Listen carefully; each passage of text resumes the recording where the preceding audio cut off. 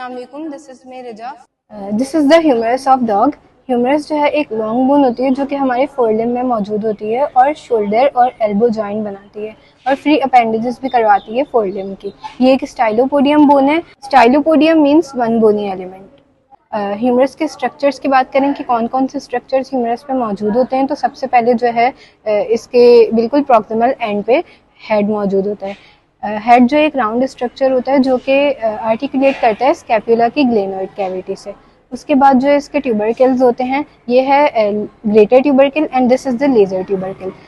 जो इसका हेड है वो कार्डियल एस्पेक्ट पे होता है और जो इसके ट्यूबरकिल्स है ना, ये क्रेनियल एस्पेक्ट पे होते हैं। अब जो ग्रेटर और लेजर ट्यूबरकिल है ना, उनको जो सेपरेट कर रहा है ना, वो है बाइसेप्टल ग्रूव। जो बाइसेप्टल ग्रूव है उसे हम इंटरट्यूबरक्यूलर ग्रूव भी कहते हैं।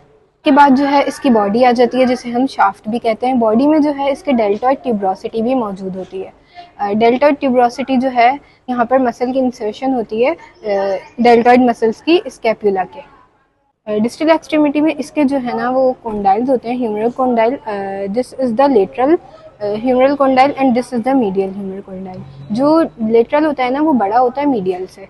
यहाँ पर जो है ना फोसास भी मौजूद होते हैं, रेडियल फोसा और ओलिक्रेनल फोसा। जो रेडियल फोसा है ना वो इसके जो है क्रेनियल एस्पेक्ट पे मौजूद होता है ये, और ओलिक्रेनल फोसा जो है वो ये होता है olecranon fossa. Supratrochlear foramen. Supratrochlear foramen ये होता है जो कि कम्युनिकेट करवाता है रेडियल फोसा और ओलिक्रेनल फोसा को, और ये सिर्फ और सिर्फ डॉग में मौजूद होता है।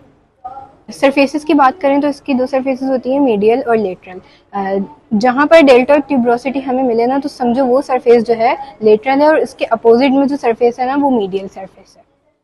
इसके तीन सेगमेंट्स होते हैं, प्रॉक्सिमल एक्सट्रीमिटी, शाफ्ट यानी बॉडी, और डिस्टल एक्सट्रीमिटी।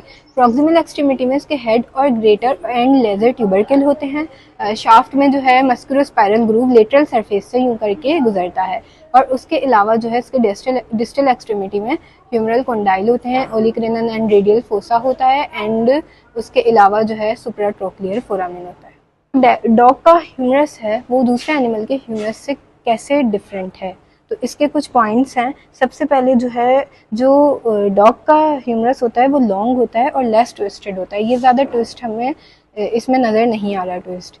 उसके अलावा जो है, जो डॉग का ह्यूमरस होता है उसमें सुप्राट्रोक्लियर फोरामेन होता है जो कि कहीं और नहीं मिलता। उसके अलावा जो इसकी डेल्टॉइड ट्यूबरोसिटी है वो रिज लाइक होती है, जो कि दूसरे एनिमल्स में नहीं होती, रिज लाइक नहीं होती। मस्कुलोस्पाइरल ग्रूव है जो मैंने कहा था कि लेटरल सरफेस से गुजरता है, वो जो है इसमें प्रोमिनेंट इतना नहीं होता है as compare to other animals.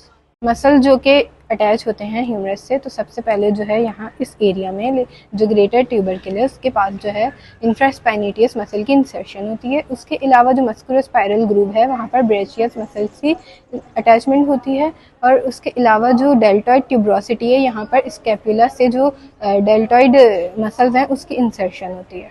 जो ह्यूमरल हेड है वो शाफ्ट से सेपरेट होता है एक वेल डिफाइंड नेक के थ्रू। ग्रेटर ट्यूबरकिल है वो जो है प्लेस्ड होती है क्रेनियो लेटरली, और जो लेजर ट्यूबरकिल है वो क्रेनियो मीडियली। जो ग्रेटर ट्यूबरकिल है वो सारे एनिमल्स में जो है वो दो पार्ट्स में डिवाइड होता है, क्रेनियल एंड कार्डियल। बस कैट में डिवाइडेड नहीं होता। जो इसका ये वाला पार्ट है ये ग्रेटर ट्यूबरकिल का कार्डियल पार्ट है, और ये वाला पार्ट जो है वो ग्रेटर ट्यूबरकिल का क्रेनियल पार्ट है। कॉन्डाइल्स जो होते हैं वो मीडियली आर्टिकुलेट करते हैं रेडियस के साथ एंड लेटरली आर्टिकुलेट करते हैं अल्ना के साथ। रेडियल फोसा जो है इसके क्रेनियल एस्पेक्ट पे जो है मौजूद होता है, ये रेडियल फोसा है।